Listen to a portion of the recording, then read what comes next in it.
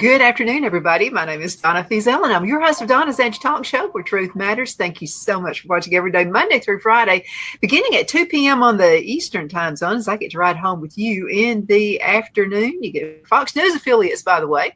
And you can also find us syndicated on Abundant Television, found on Roku, Apple TV, and Amazon Fire. Don't forget the podcast on thenewscasters.com. I'm still all over the place with social media, so you can't get away from us if you even tried. But thank you so much for watching. We definitely appreciate it. And continue sending emails.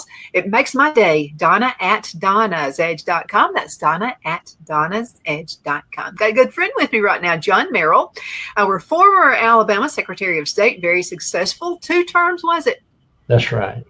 And I'll tell you what, the way I found out about John was through his uncle. And so it's one of my accounts, Merrill, Matthew, and Allen out of Anniston, Alabama. And it was a prestigious law firm right there in Anniston, one of my big accounts. And I just called one day and I said, John Merrill, are you related to him? And he said, oh, yeah, it's my nephew. Next thing I know, I got a phone call from you. That's right. So I'm telling you, it's just really good. All the things you've done for the state of Alabama, other governors and other people in office actually contacting you about how you made Alabama such a great place to vote during that tenure of years. Well, you're kind to say that, and we were recognized for our hard work and the hard work of our staff, the hard work of the 68 probate judges in the 67 counties, of the 201 registrars in the 68 jurisdictions in the state, and enabling us to be able to be recognized as the #1 state in the union for election integrity, transparency, and accountability after the 2020 election, which, as you know, is the most controversial presidential election in modern times.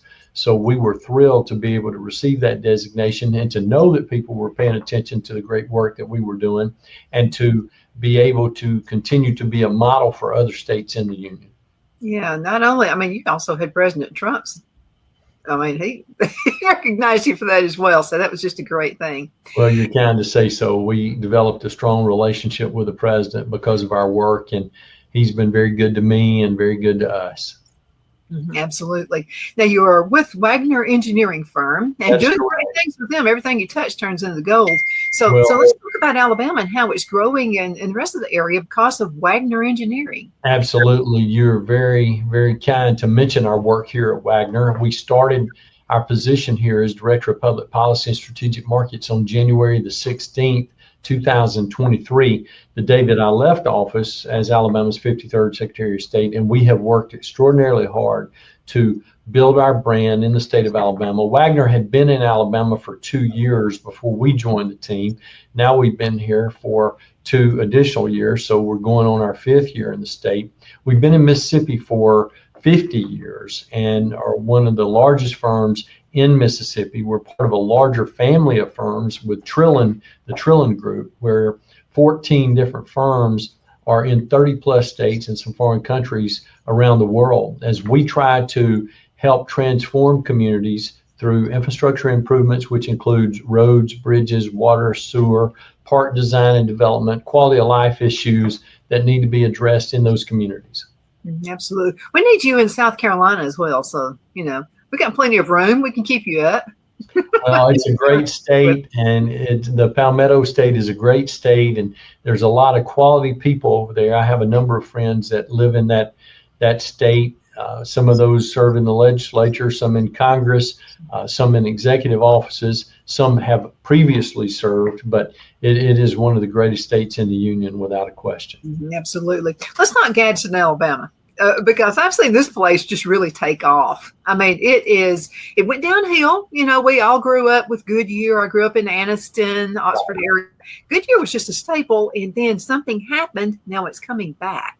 Well, look, I think a lot of that is directly attributable to Mayor Craig Ford. Even though he's just in his first term, he was a 20-year member of the Alabama legislature and had done a tremendous job as a member of the House of Representatives in working to advance the issues that were so important to Gadsden and Etowah County. But he chose to run for mayor. He was elected overwhelmingly. He's done a great job in revitalizing the economy in Gadsden. We've been working with him on some infrastructure projects, including water and sewer needs, including roads and bridge needs, and making sure that we are giving attention to those things that are priorities for him and for the city council. We are excited to know that there's such dynamic leadership in Gadsden and Etowah County that wants to continue to move the community forward. And we know, as we have been working with them, with our federal representatives in Washington, our 2 United States senators, and Congressman Mike Rogers, that they want to continue to see that improvement occur. And we have every reason to believe that it will continue over the next decade. Well, it's almost like everybody's a people pleaser there, because I'm seeing what they're doing is new innovation, but they're mixing the old with the new. That's kind of my style. Well, and that's the way that it needs to be, because many people are comfortable with the way things have been in the past, and they like the different things that are offered in a particular community. And that's the case in Gadsden. Whether you're talking about El Tapatio 2, which is one of the finest Mexican restaurants that you'll find in the state, or if you're talking about Cothrane's Bakery, which is one of the finest bakeries that you'll find anywhere in the United States. Also, when you talk about the Gadsden Mall and the great work that's going on there, and the leadership that we've seen displayed by one of our friends who heads up that effort there, we see continued improvement, not just people resting on their laurels, but taking what they already have, improving that and building on it. Absolutely. And what I'm seeing, and we'll just use the Gadsden Mall for an example, Kaylee Johnson there. And so what Kaylee does is she kind of knits in, the customer care aspect of a business owner. She puts herself in their position, all the folks, the tenants there at the Gadsden Mall. But then she also likes to bring in new innovations. And I think that's what's making it work. As a matter of fact, she was recognized on a national basis as well with the company she works for, and have the mall right here in Anderson, South Carolina. She said she's expecting me to be there too. So, well, I think one of the things you've seen with Kaylee, and you've seen what has happened because of her leadership, when she started in the Gadsden Mall as a manager for one of the stores that was there, it enabled her to see firsthand from the local foundational level what it takes in order to be successful as a tenant in a facility like that, and then to grow a partnership with other firms, agencies, and entities that want to move into that location so they too can continue to grow. Not to have competing interests with the same kinds of stores that sell the same kind of products, but to have competing interest with the community, to show that these people have come together under one roof to try to draw people in for special events and activities, to show why Gadsden is becoming what Gadsden is supposed to be once again. It is. And not only that, but I'm talking about disasters that happened in other parts of the country when the hurricane came. And so Kaylee called, she said, Donna, we've been gathering all of this food and water and canned goods, all those things to take, but we don't have a way to get it there. And I said, how about the Cowboy Church? They're all working together, the uniting. So I called Philip Gilliland. He said, you know what? Let's just go ahead and get Wormy, who's up in Henniker, Alabama, with his Cowboy Church. He said, let's get Wormy up there. She just fell in love with Wormy. And she said they were here and just, gathering everything and took it up there for us. Right. That is great. Having those partnerships are things that you cannot substitute for, Donna. And you see that in business and industry. You see it in community growth. You see it in quality of life improvement. Educational enhancement, all the things that are so very important to a successful community. Well, there is competition, and competition is great. I love competition. It kind of keeps you on your toes a bit and helps you to grow. Absolutely. But what I'm saying is they're not necessarily talking competition. How can we all work together? And I love that with their Chamber of Commerce. It's exactly the same way. Absolutely. And when you have that kind of relationship where people know that you're not trying to recruit people to compete against them or to take their workforce away, but what you're actually doing is trying to find ways to continually enhance the existing products that are being offered, the existing services that are being offered, the existing opportunities for people to grow and develop and to improve their own quality of life. Gadsden and that river region in Etowah County is a great place to work, live, and to grow. Well, and then you grow and you bloom where you're planted. And Gadsden and other towns and cities across Alabama and whole Southeast are exactly the same way. where they have the river, they have the water, that you can see the mountains in the background. I'm going to tell you, and really close enough to Rainbow City is a great area too. 100%. And something else is when a tornado came through Sardis a few years ago, then Gadsden and all the other mayors in Etowah County got together because they had no means. It was a very small town. They had no means to get trees taken up, those kinds of things. But they all got together and helped, threw in a helping hand. It wasn't like a competition thing for them at all. It was, I had the feeling of let's grow together. And I think that's very healthy. Well, and that's what you've got to have in communities like Etowah County, where the people that live in Southside and Rainbow City and Sardis, and that live in Gadsden, that live in Attala, all those people want to come together and they want to show their community spirit and show why this is one of the premier places in the state of Alabama to live. Absolutely. Let's talk with other towns and cities across the United States about working together. I mean, it just draws this closeness because now when I was a kid growing up, it was Sardis, then there was Gadsden, then there was Attala, but now they've knitted together this common community and it's benefiting everybody. Well, one of the things that they are trying to do, and they're doing it effectively in certain areas, is one of the things that has been done in other parts of the state, whether it be Jefferson and Shelby County, whether it be Madison and Limestone County, where people are actually removing artificial boundaries, county lines, municipal boundaries, where people may be on the outside, but when they come together, they're able to work together to improve the overall quality of life opportunities that can exist for all those people that live in that part of the state. Is there another town or city in the Southeast that you're looking at right now that you see is going to be the next potential growth? Well, in our state, there are certain regions that are ready to grow, and there are certain regions that are primed to grow. I think the one that has really grown exponentially, almost out of control in some people's minds, is the Oxford area.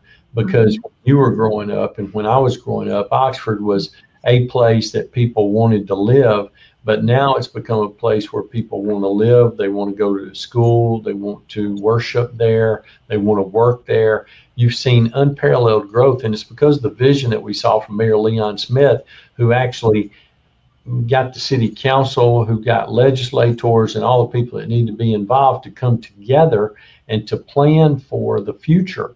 And they created an exit off the interstate. 185 did not exist. 188 was the exit there I'm sorry, 188 did not exist. 185 was the Quintard exit, which brought 21 and 77 together. But 185, which is 431, was developed, and now you have that entire shopping area that's been developed there, as well as Chocolaca Park, where not only do they play softball and have softball tournaments for high schools and for community teams and for teams that come from all around the South to play, but also Jacksonville State University has hosted their conference championships there the last few years. And whenever you've got that type of draw, it means that people are going to be coming that don't normally see your community, and it really enhances the area, but it also brings additional money in that you wouldn't have otherwise. Absolutely. My granddad used to be a policeman in Oxford, Alabama. And this is back before they only had a Holiday Inn. That was about it. And that was on Highway 75. And many people don't know this, but this was a stop off for Elvis because when he was younger, and so he's almost right between Birmingham and Atlanta. So it was just a little town. My granddad had to keep his mouth shut. He could not say when Elvis was in town. And then he would tell the family, Elvis was there again. And we would all say, yeah, sure he was. But he really was. It was just a necessary stop. I asked my granddad about him once. I said, what was he like? Was he unruly? Was he hard to deal with? And he said, no. He said he was a very polite, very quiet, said yes, sir, all the time. He said, you could tell his mama raised him right. Right. Thank you very much. Thank you very much. Yeah. Absolutely. And Elvis had left the building, but he said, no, he was nothing like that. He said, you're just a good, quiet, polite boy.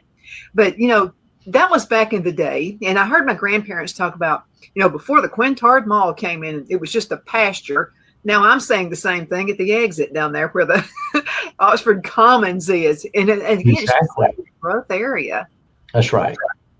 Absolutely. You know, And we're you're going to seeing that go all back to the west in the Talladega area, where Oxford has grown into Talladega County, and Oxford is also in Cleveland County, and you're seeing that growth occur over toward Heflin. And then you have a couple other exits down there, 191, which is an additional 431 exit, and then 199, which is the Heflin exit that's down there at Highway 9 and Highway 78. Well, I was glad when the interstate came in, because when I was a kid, we would go to the Birmingham Zoo all the time. You always had to take 78, and it was forever to get down there. Most of it was one lane all the way. And when the exit came in, we were such a happy family. Right. So anyway, let's go ahead and cut into a commercial break. I can't believe half the show is already over. We'll be right back in just a minute. Everybody hang in there, okay? Twin City Used Car Sales has been serving drivers in the Northeast Alabama area for years with a quality selection of late model used cars, SUVs, and pickup trucks. On top of our extensive selection and competitive prices, we offer professional auto financing services for used car buyers of all credit levels. Whether you've just begun your search or you're ready to secure your next vehicle, at Twin City Used Car Sales, you will drive away with the vehicle of your dreams. The sales and finance staff at Twin City Used Car Sales looks forward to serving you, and you can apply for financing online before your visit to our used dealership in Gadsden, Alabama. Check us out on the web at twincityusedcars.com or go by our location at 901 First Avenue, Gadsden, Alabama. We sincerely look forward to serving you.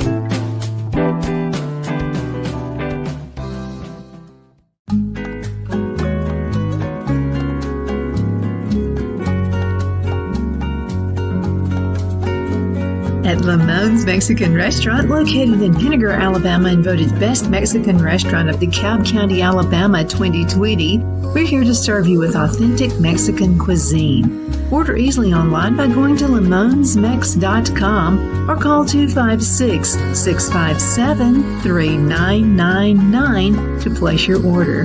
We're open Sunday through Thursday, 11 a.m. to 9 p.m. and Friday and Saturday, 11 a.m. to 10 p.m.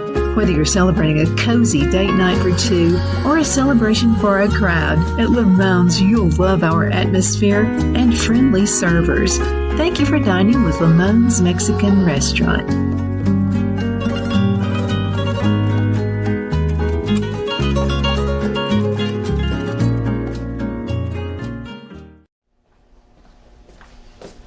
Are you ready? We all wonder what tomorrow will bring. But the future lays itself at the feet of the prepared and surrenders to the will of the persistent. It's not easy, but today shapes you so you can shape tomorrow. With Northeast Alabama Community College, when the future asks if you're ready, you can answer. Yes. Begin your future at Northeast Alabama Community College. Donna's Designs offers a line of handmade memorial, wedding, and keepsake jewelry that launched back in 1970. I'm a self-trained jewelry designer, and I will work closely with you to create unique designs you can love and treasure for years to come. Whether that be flowers that were used in a funeral arrangement or stones you found on the beach at a memorable trip, call me at 256-659-4319, and let's think of the possibilities. At Liberty Bank, we're all about community, whether it's to help with a charity fundraiser or help families in need. Toys at Christmas or a local football team, we're here for you. You see, we realize the importance of family. Sometimes it's to build a new home or necessary home repairs. We're here for you. If you like the feel of a small town bank with all the conveniences of a big city bank, we're here to serve you. You will find us at any of our convenient locations in DeKalb, Marshall, Etowah, and Blount counties in North Alabama. You can call and speak with any of our friendly staff at 256-659-2175 or check us out on the web at libertybankal.com. And thank you for your support of our community. Member FDIC Equal Housing Lender.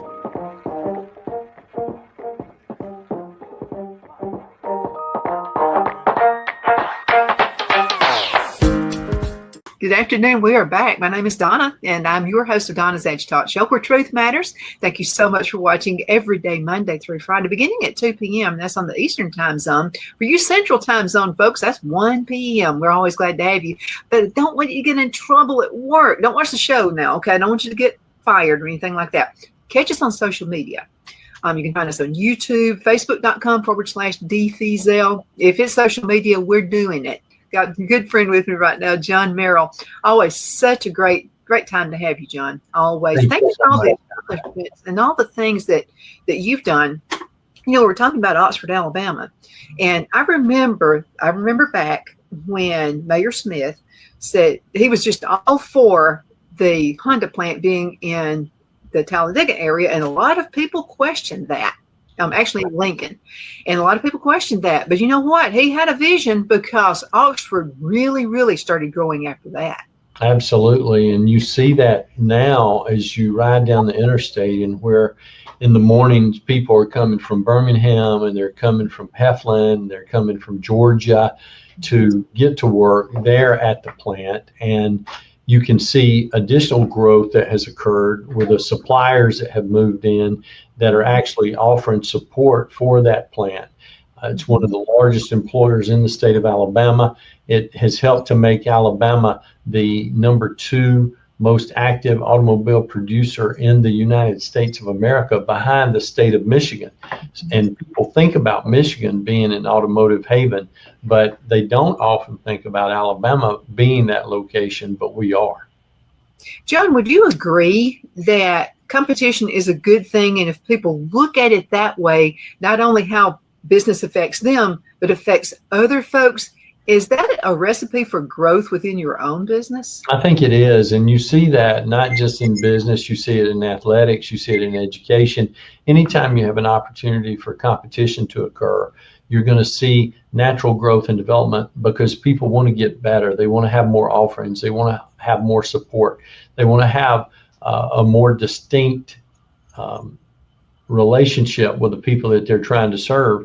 And the best way to do that is by showing that you are committed to improving, you are committed to getting better, and you are committed to offering things that you might not offer if you didn't have to, because of that competition. Mm-hmm.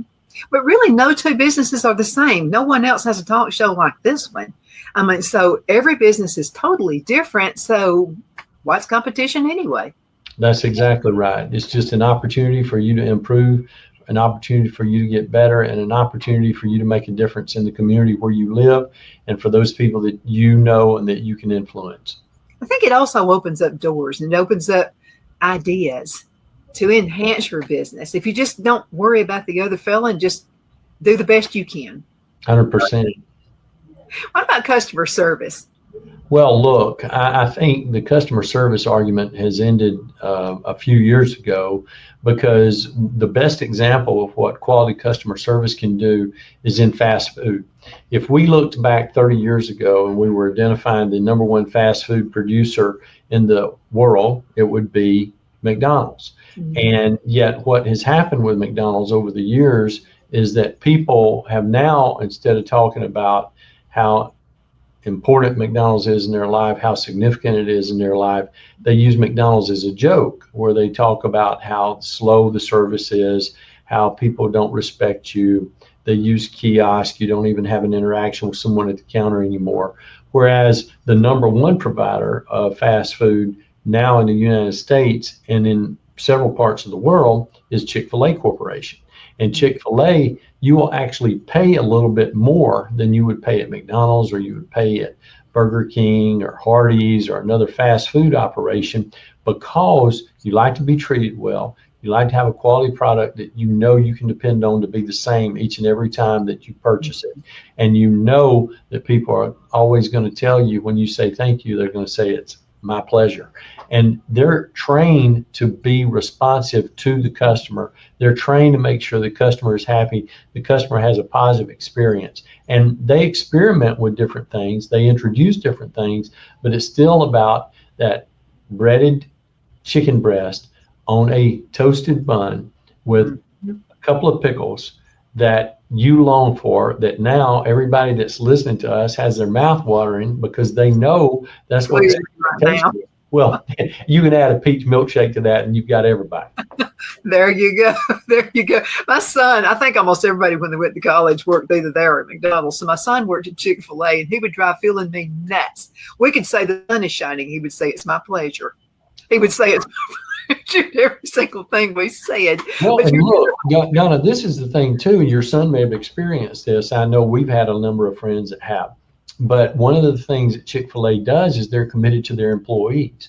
And they offer scholarships for young people that go to work there, that are in high school, some that are in college. They're helping to pay their tuition. They're helping to pay their way through school so they can be prepared to move forward with their education and educational opportunities now and in the future, because they know that when they do that, they're actually reinvesting in themselves.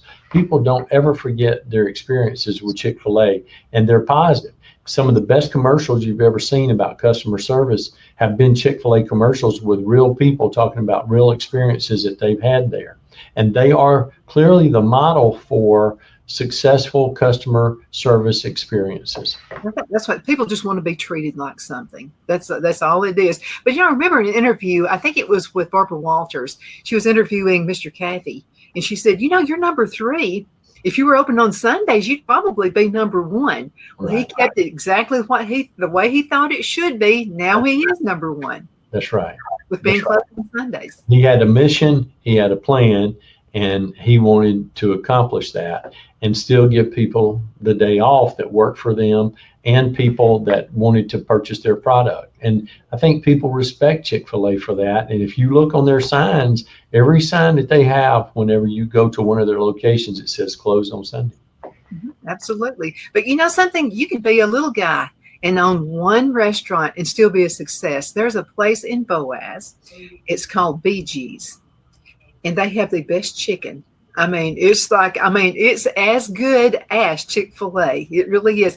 But as a matter of fact, I have 2 cousins who opened this business up in the 1950s, but they kept it going. And now they have a sauce they sell all over the country. It's called the BG sauce. Oh, it's like a chicken sauce that you put on chicken. So see, there are different ways you can integrate too. You can be small if you'll just take care of the customers and treat them like they're somebody. Well, if you're committed to excellence in all aspects of what it is you're attempting to do, you're going to be successful. And that's what people want, is they want people that are going to treat them right, going to give them a good product or service. They're going to make sure if there's something wrong, they're going to work hard to correct it.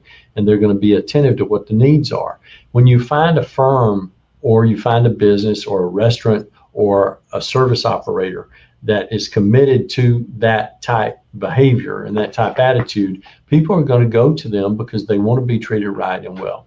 You bet. Absolutely. John, a little bit over 1 minute left in this segment. What would you like to tell everybody before you go? Donna, we're just so thankful for you and the mission that you have there at Donna's Edge to try to share so many positive things that are going on in Alabama and South Carolina and all the places that, of course, your show is watched all across the country, but the places that you've chosen to call home, and to include us in that, to talk about the great work that we're doing at Waggoner Engineering, the things that we've done in Alabama to improve our quality of life, that we've done to improve our government and government services.